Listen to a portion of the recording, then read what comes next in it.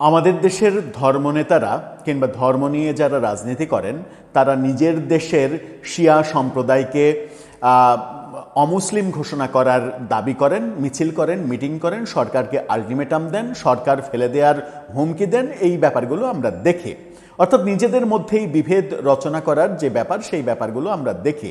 আবার সেই ধর্ম নেতারাই কিংবা ধর্মভিত্তিক সংগঠনের নেতাকর্মীরাই তারা আবার ইরানের ব্যাপারে খুবই অতি উৎসাহী। ইরান মুসলমান দেশ, ইরানকে আক্রমণ করা হচ্ছে, ইরানের প্রতি মুহূর্তে আমরা ইরানকে বিজয়ী করার লক্ষ্যে স্বপ্ন দেখি, দিবা স্বপ্ন দেখি, আমরা প্রত্যাশা করি। প্রত্যাশা করাটাই স্বাভাবিক, কিন্তু আমরা একবারও ভাবি না যে ইরানের মুসলিমরা শিয়া নাকি সুন্নি। ইরানের শিয়া মুসলিমদের ক্ষেত্রে আমরা ভাবি না যে তাদেরকে বেধর্মী হিসেবে আমরা ভাবব। কি মেটিকুলাস ব্যাপার স্যাপার! এবং সেই মেটিকুলাস ব্যাপার স্যাপার একমাত্র এই সাধারণ মানুষের মধ্যে কিন্তু নেই। এই ধর্ম নিয়ে যারা রাজনীতি করে, ধর্ম নিয়ে যারা ব্যবসা করে, তাদের মধ্যে এই ব্যাপারগুলো রয়েছে। বাংলাদেশের শিয়ারা অমুসলিম আর ইরানের শিয়ারা পৃথিবীর সেরা মুসলমান। এই হচ্ছে আমাদের ধর্ম নেতাদের বক্তব্য। সেই বক্তব্যে যেতে চায় না। এবার একটা বক্তব্যে যেতে চাই, সেটা হচ্ছে যে বাংলাদেশের গণমাধ্যম এই ইরান ইসরায়েল আমেরিকা যুদ্ধ লাগার পরে প্রতিদিন, গত রাতেও আমি এনটিভির একটা নিউজ দেখেছি যেখানে সরাসরি বলছে যে যুদ্ধে ইরানের জয়। তো ইরান নাকি যুদ্ধে জিতে গেছে, আমেরিকা ইসরায়েল এরা নাকি হেরে গেছে। এভাবে বাংলাদেশের গণমাধ্যম প্রতিনিয়ত ইরানকে প্রতি ঘন্টায় ঘন্টায় জিতিয়ে দেয়। বাস্তবতা ভিন্ন কিনা সেগুলো তারা চিন্তা করে না। আমরা যখন বিশ্ব গণমাধ্যম দেখি তখন তার উল্টো চিত্র দেখি, আমরা এক ধরনের আবেগে গা ভাসায়। কিন্তু এই গণমাধ্যমগুলো এতটাই আমরা বেনিয়া আচরণ করি যে এই গণমাধ্যমগুলোই তখন সোচ্চার হয় না যখন এই বাংলাদেশের ধর্মনেতারা কিংবা ধর্ম নিয়ে ব্যবসা যারা করে, এই ব্যবসায়ীরা, ধর্মজীবীরা, এরা যখন বাংলাদেশের শিয়া সম্প্রদায়কে অমুসলিম ঘোষণা করা কিংবা তাদের মসজিদে হামলা করা, এই ব্যাপারগুলো যখন ঘটায়, তখন এই বেনিয়া মিডিয়াগুলো কোনো ধরনের কোনো আওয়াজ তোলে না। সেটাও আলোচনার ব্যাপার নয়। আলোচনার ব্যাপার হচ্ছে আজকে একটা খবর এসেছে, ইরানের হরমুজ প্রণালীতে বাংলাদেশের জাহাজ বাধা দেয়া হয়েছে। বাংলাদেশের জাহাজ ফিরবে না, বাংলাদেশে আসতে পারবে না হরমুজ প্রণালী পার হয়ে। ইরান কেন তার মুসলিম ভাই, মুসলিম দেশ বাংলাদেশের জাহাজে বাধা দিল? ওই জাহাজটা তো কোনো অমুসলিম, কোনো মানে ইহুদি খ্রিস্টানের জাহাজ নয়। বাংলাদেশের জাহাজ যখন ইরান বাধা দিল, আটকে দিল, পার হতে দিল না, সেই জাহাজ কোথায় গেল? কিংবা এই আটকে দেওয়ার ফলে ইরানকে কি আমরা সমালোচনা করব, নাকি বলবো যে ভাই হিসেবে ভাইয়ের জাহাজ তো আটকেই দিতে পারে? যেমনটা পাকিস্তান আমাদের কারো বাংলাদেশের এই রাজাকার এবং রাজাকারদের বংশ প্রজন্ম যারা রয়েছে তারা মনে করে যে পাকিস্তান আমাদের পিয়ারি ভাই। চলুন একটু জেনে দেখি হরমুজ প্রণালীতে কি হচ্ছে। বাংলাদেশের জাহাজ যখন আটকে দেওয়া হলো তখন বাংলাদেশের ধর্মজীবীরা কি বক্তব্য দেবেন, সেই আলোচনাই করব এই ভিডিওতে। থাকবেন পলিটিক্স টিভির নিয়মিত আয়োজনে।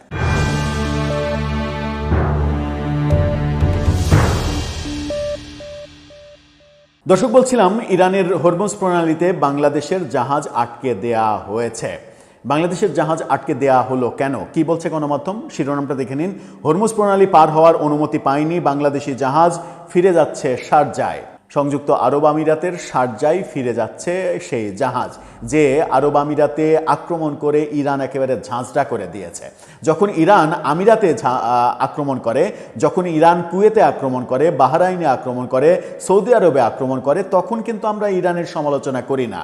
কিন্তু যখন আমেরিকা ইরানে আক্রমণ করে তখন আমেরিকার বিরুদ্ধে আমরা সোচ্চার হয়ে যাই। অথচ আমরা যখন ডিভি লটারি আমেরিকা ছাড়ে, ডিভির লটারির মাধ্যমে ভিসা নিয়ে আমেরিকায় যেতে দেওয়ার সুযোগ দেয় আমেরিকা, তখন আমেরিকায় যাওয়ার জন্য মানে রীতিমতো ঘোড়ার মতো লাফায়। আমেরিকার একটা ভিসা আমাদের কাছে স্বপ্নের ব্যাপার।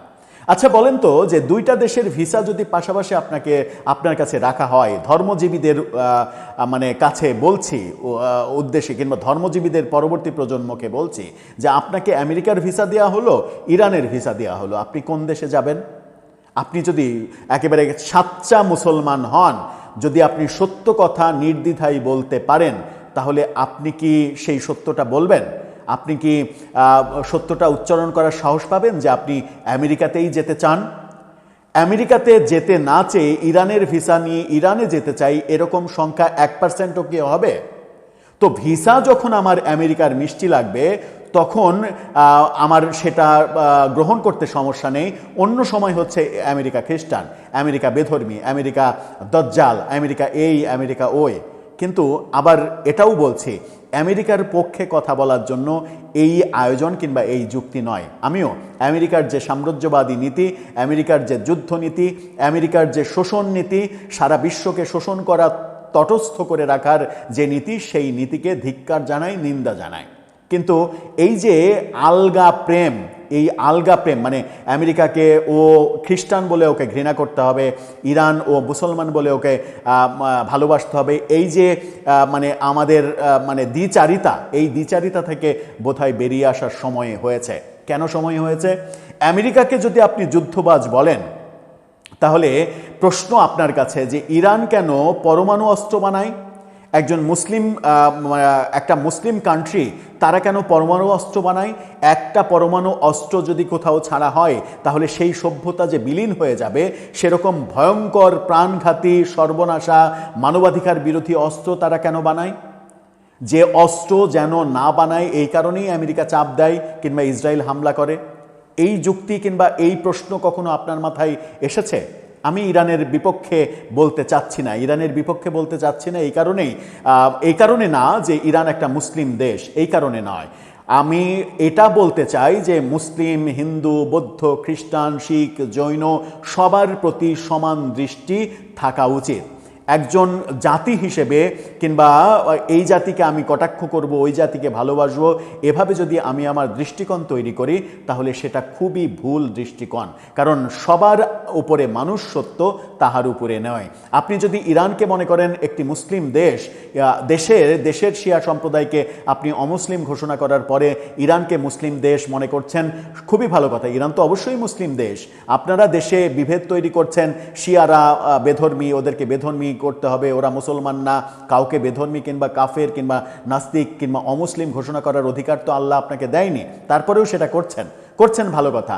ইরান আপনার কাছে মুসলিম দেশ, সেটা ঠিক আছে। কিন্তু ইরান যখন আরব আমিরাতে আক্রমণ করছে, কুয়েতে আক্রমণ করছে, বাহরাইন, সৌদি আরবে আক্রমণ করছে, তখনও আপনি নিশ্চুপ।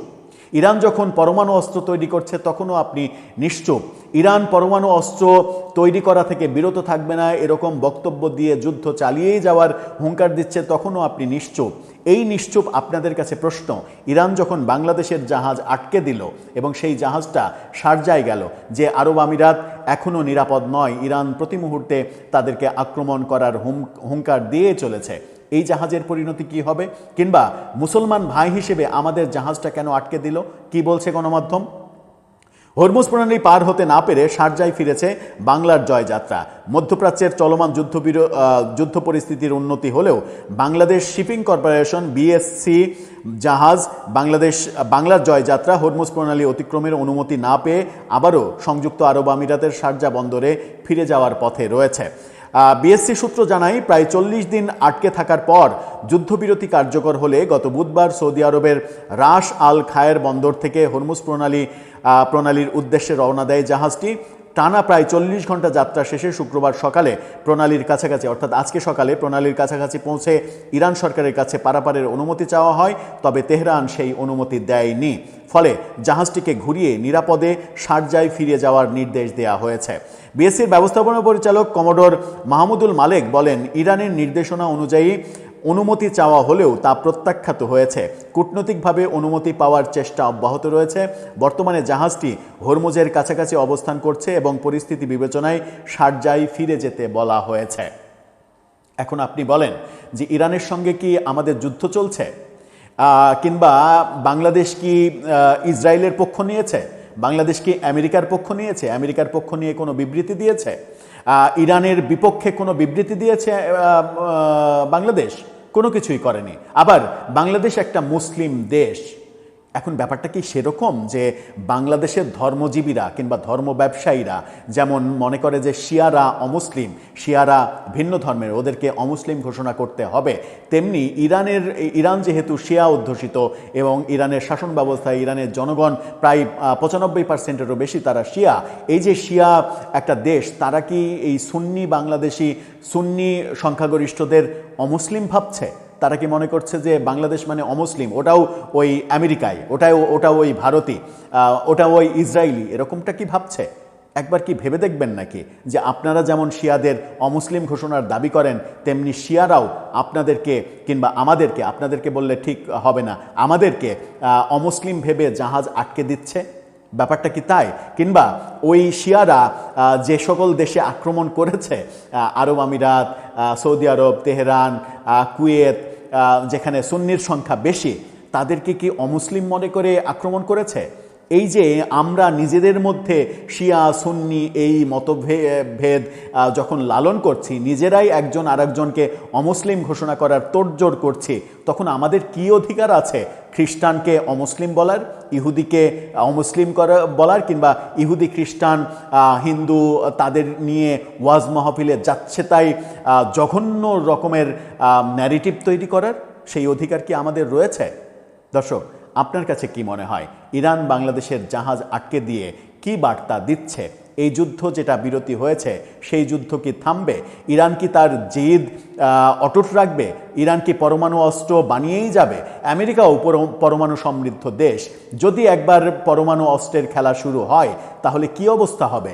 সেই হিরোশিমা নাগাসাকি, সেই যে জাপানের একবার পরমাণু অস্ত্রের যে আঘাত দ্বিতীয় বিশ্বযুদ্ধের সময় হয়েছিল, সেই আঘাত কি আবারও আসবে?